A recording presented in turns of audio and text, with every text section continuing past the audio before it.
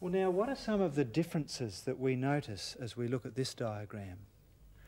Well, you could say that the New Testament's clearly built onto the Old Testament, and it seems to be expanding the existing framework. Kind of like an extension. Yeah. Good.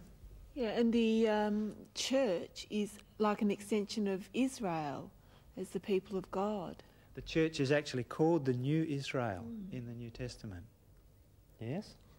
I would say then it comes to resources, although admittedly I don't understand why it has to be resources. You don't see why the land in the Old Testament becomes resources in the New Testament diagram? Not very clearly.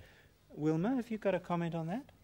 Well, it seems to me as though we've started in a garden, we've gone to a particular people in one country, and now we've moved to the whole earth, which has become the resource for God. Well, that's beautiful. So that land as a limited geographical location in the Old Testament is no longer relevant in that sense in the Old Testament. The focus has gone to the whole world. The New Testament situation is an extension of the Old Testament model. The church, called the New Israel, is the body of people who submit to God's lordship.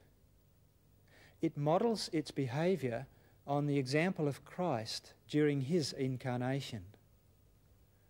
Now, the one major difference in the New Testament triangle is on the right-hand side. Land largely loses its significance in the New Testament, but the physical economic dimension is still present in the New Testament through the sharing of resources. This was a characteristic of Jesus' life, and in the early church, this is what helped to create the oneness which attracted others. You can read about that in Acts 2 and Acts 4.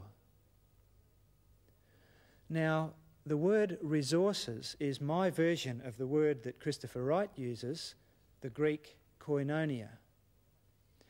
It's usually translated fellowship. Fellowship, or koinonia, has three dimensions, just like the three angles of the triangle. All three are in the New Testament.